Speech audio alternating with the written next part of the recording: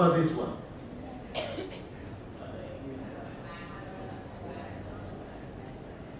Okay. Say again, say loud. New? No, I think it is. Do you know what it is? Huh? No, it's an edge. It's an edge. It's an edge. So, easy to confuse, too. How about this one? Sigma. All right. So, I didn't know that, to tell the truth, I didn't know that difference when I first started, when I first cloned the gene either. But that it's very important to know all this history behind it. Okay? And so, we started working on this particular one, okay? And then these folding switching proteins, usually form a diamond, okay? Either homodiamond or heterodiamond. Homo meaning maybe sigma with sigma, or heterodiamond meaning maybe the alpha form a diamond with tau. Okay, this is tau, right? Folding switching tau. So you got a sense that these proteins is very has a diverse function. Yes. Do we know that the dimerization play any role there? With the function of the protein? I couldn't follow you. Say it out loud. Yes. My question is, do we know already like the dimerization there play any role in the function of the protein? Yes, very good question. The dimerization is very important for the protein which is biological activity. They either form a homodimer or heterodimer. In this dimerization domain, they have the C-terminal domain. Okay, the dimerization is located in the N-terminal. So in the end, they form a cup-like structure. Okay, C-terminal from one monomer, another C-terminal from another monomer. And these C-terminal determine certain target. Another C-terminal determine another target. And then sometimes they bring these two proteins together to help the biological function. Okay? And so folding switch also has very important biological activities, function as molecular adapter. Okay? Function like an adapter, or you sometimes call them molecular shuttle. Okay? And here we are focused on the sigma. Tell you, the sigma is involved in cell cycle and cancer. In human, there's 7 different isoforms. Okay, we already talked about it. Okay, these are different isoforms, and sigma is very importantly regulated during cell cycle. We talk about a function as an important CDK binding protein. By doing so, it was able to cause the CDK, prevent CDK from entering the nucleus, thereby causing cell cycle arrest. And sigma is involved in cancer because based on the cancer study, knowing that these proteins was particularly downregulated in high percentage of breast cancer. And later on, actually, Dr. Lin Fang in my lab, we work on a lot of study. Actually, he's going to help to teach you some of the Oncomind study using TCGS. That based on those studies, we'll be able to identify sigma actually not only downregulated in breast cancer, but also downregulated in many other types of cancer, including prostate cancer, lymphoma, leukemia, etc. So this protein obviously is very importantly regulated during the tumorigenesis. So we already talked about here the breast cancer, gastric cancer, liver cancer, and lung cancer. So talking about cancer, could someone tell me what is the #1 cancer killer in Vietnam? Breast cancer. I heard about breast cancer. What other type of cancer? Someone raise your hand, tell me that. Okay? In academia, it's colon cancer. It's colon cancer. You say colon cancer, okay? Anything else? So I heard about breast cancer, I heard about colon cancer. Anything you know that maybe plays such a role in cancer here, that probably the #1 killer of this country. Want to guess? Carcinoma and lung cancer. So you say liver cancer Yeah. and lung cancer. Okay. Anything else? Okay. I just guessed, but you know, I don't have the correct answer. But you know, I thank you for all give that input. I will guess, if I'm not wrong, lung cancer is the #1 killer, almost in every Asian country. Okay? So including here, including China, including Japan. Okay, but you know, you guys should go back home to do some investigation. Okay, and then tomorrow I will ask again, see if someone will give me the right answer. Okay, and then we need to share this knowledge because I think the smoking is a problem. Okay? The Asian country, almost everybody smoke, and then I really advise you, for those young, right now you are here, okay? Do not smoke. Okay? Smoke lead to lung cancer. Okay? You should know that because knowledge is very important for you to take care of yourself. And then please do not smoke. Okay? If you have friends who are smoking, you know, you should advise them not to smoke. Okay? The cigarette smoking is really bad.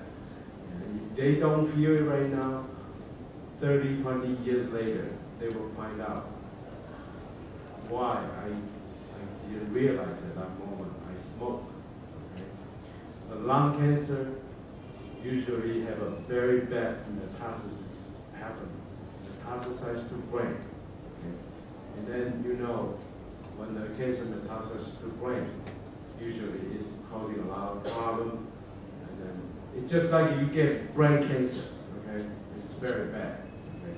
So please, if you have friends, even your family member, they are a smoker, you should advise not to smoke.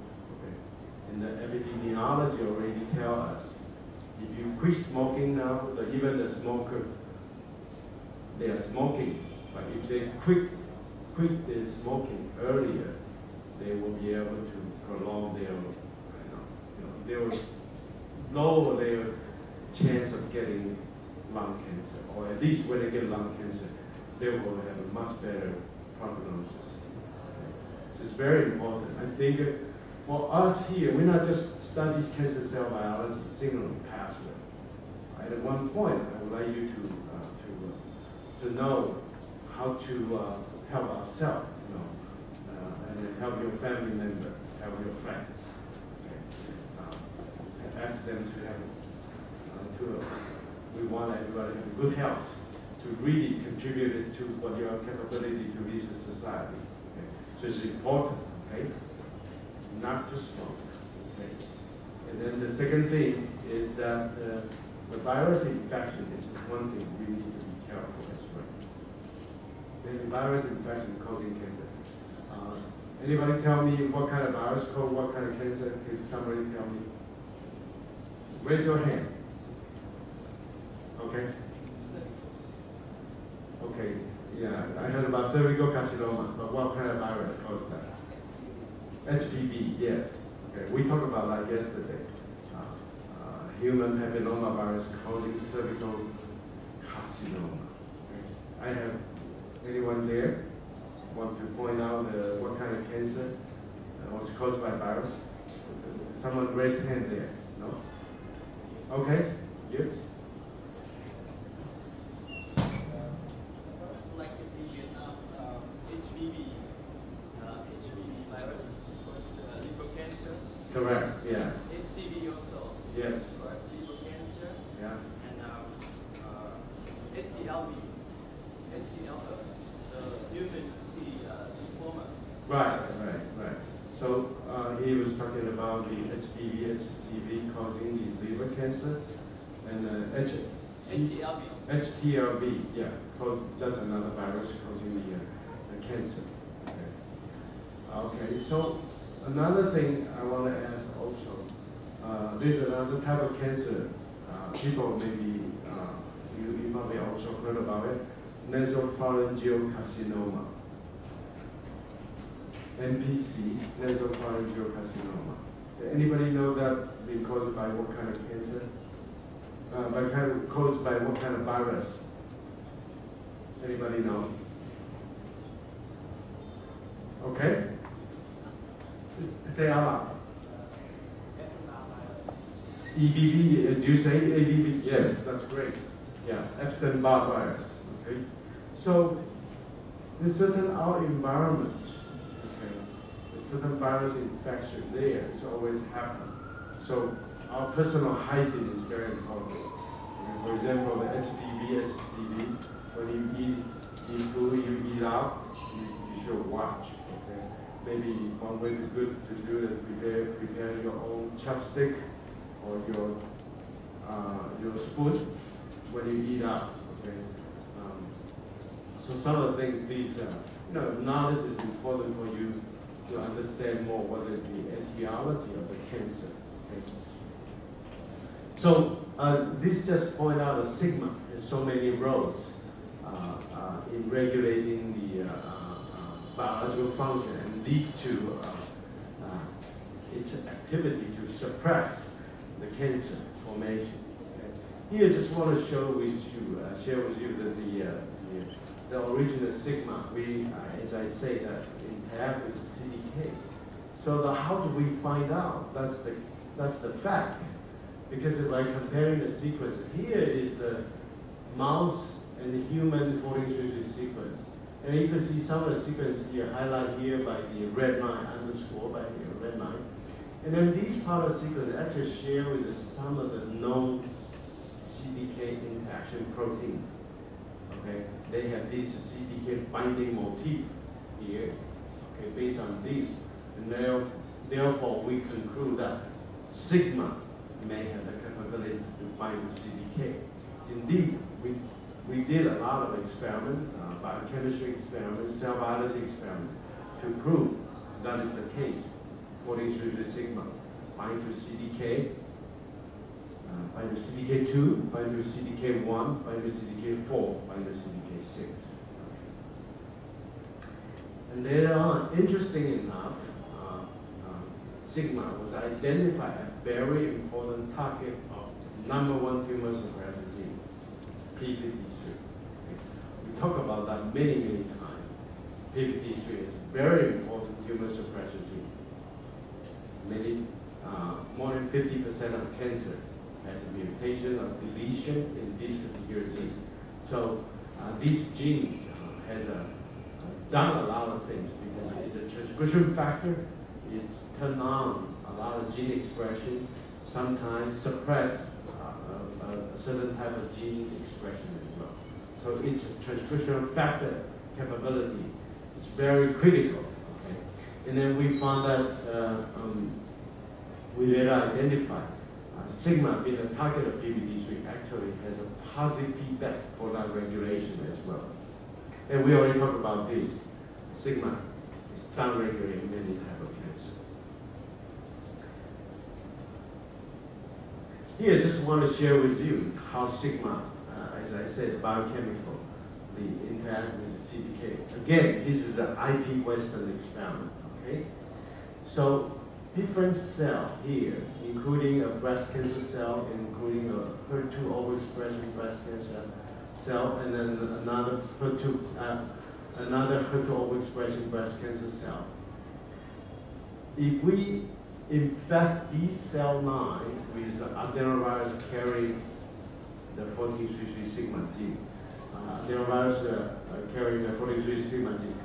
43 sigma has another name called human memory epithelial marker. So So that's the reason we call it HME1. Okay? And then we do that infection and then do a IP Western experiment. Remember the IP Western experiment? Okay? So we immunoprecipitate 14-3 sigma from the cell and then immunograft with the CDK2 antibody. And you see the CDK2 is there. Okay? And then if you do that CDC2 antibody immunography, you know CDC2 is there. So this is not just only happen in the one cell line, but another two cell line as well, indicating that the 14-3 sigma interacting with the CDK2, interacting with the CDK1, or the so-called CDC2. Okay? And I want to share with you that how 14-3 sigma cause the cell cycle arrest, because it has the capability to prevent CDK2 from entering the nucleus. Okay. Okay. So here, okay, the sigma was delivered into the cell. Okay, and then we do the immunofluorescence staining. Start looking for where is the CDK2 located, okay, or where the CDC2 located. Let's just take a look at the control first. The DAPI is a dye to stain the nucleus, to stain the genome DNA. So when you look at under fluorescent microscope, you will see the blue fluorescent. Okay, so DAPI staining indicated where is the nucleus located. Okay, and then we stain with CDK2. This is so-called indirect staining process.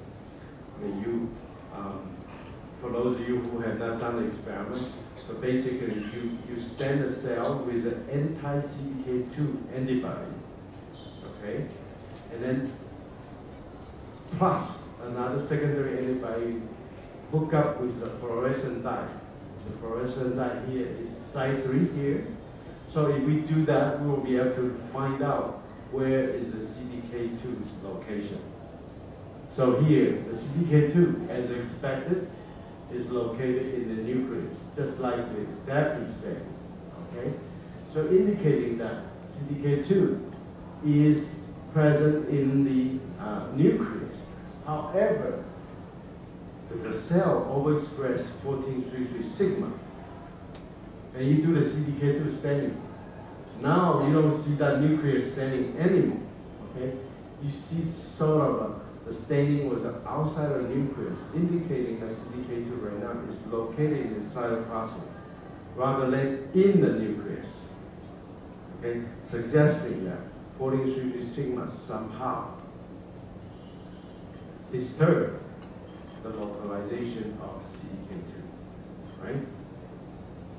And then that's the case for CDC2 as well.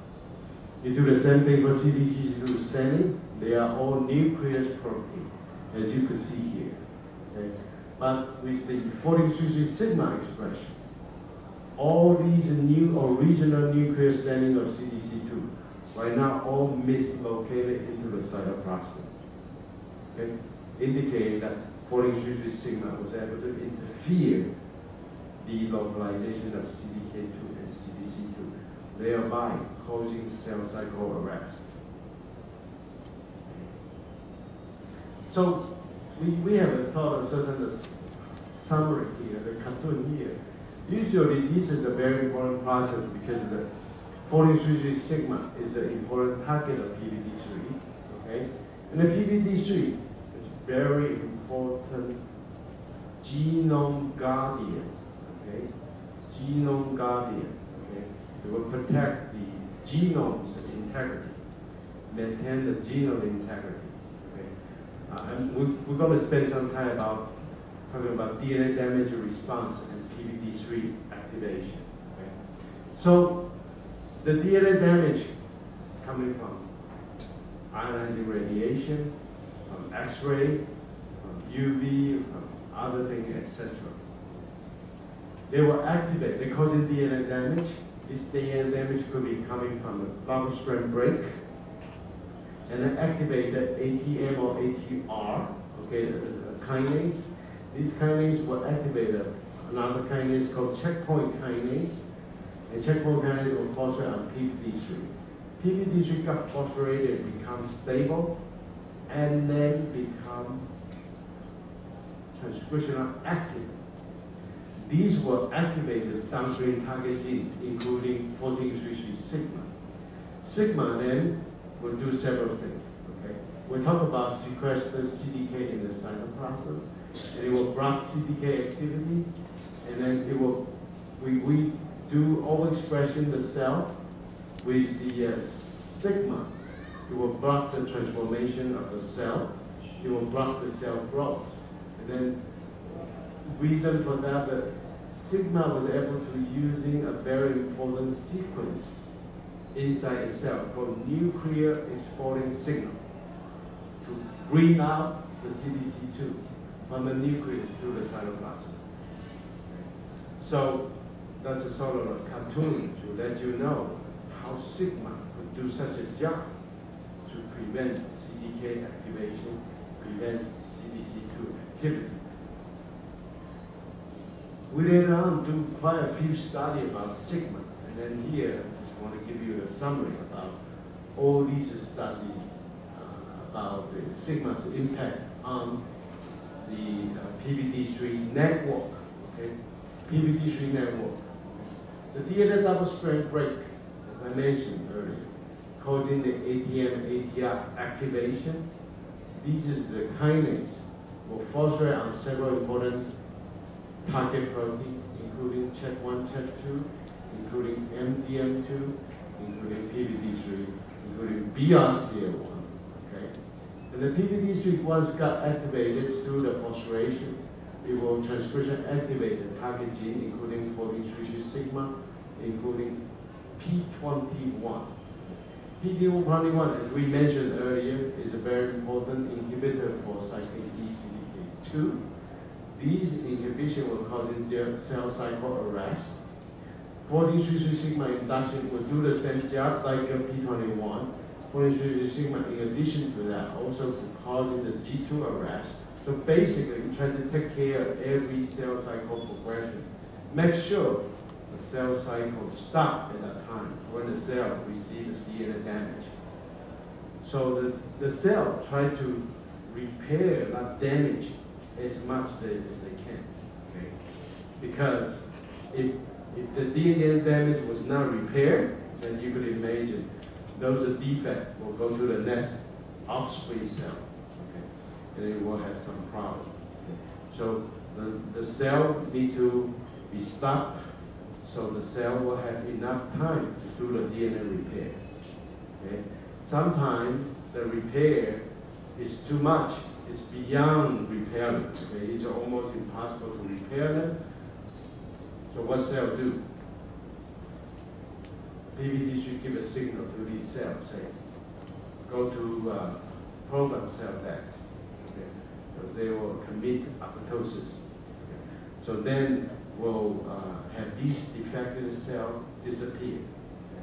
That will help maintain the whole our body system, still all the tissue of cell system, still in a good shape. Okay. So it's very important for that, all these regulations. 14-3-3 sigma has several impacts on NDM2 regulation. As you can see, I particularly draw the 14-3-3 like a half donut shape, okay? Because this is basically the homodimer. One C terminal here, another C terminal here from each monomer will bind to individual target. In this case, they will be able to bind to MDM2 or PBD3 together at the same time. Okay? And then all just bind to MDM2 alone to suppress MDM2's biological activity, or just bind to PBD3 alone to facilitate PBD3 oligomerization to help PBD3 transcriptional activity.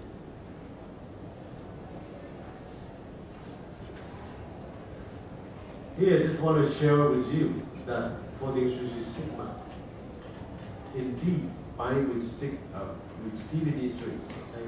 So we're using one a DNA damaging agent called adriamycin. This is a topoisomerase inhibitor, and it will cause the DNA double-strand break because it inhibits the DNA topoisomerase, and then will cause the DNA double-strand break. So that's meaning that these adriamycin is the agent for DNA damaging agent. And then many of you know this particular drug has been used for chemotherapy. Okay? The reason for that is we try to stop the cell cycle of the cancer. Okay? Try to cause DNA damage in cancer. So adriamycin has been used in cancer patients for chemotherapy. Okay?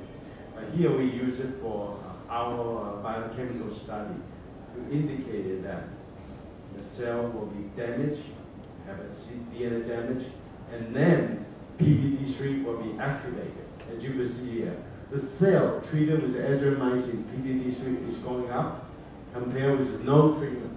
Okay? And we do the IP Western experiment to show that immunoprecipitated PBD3.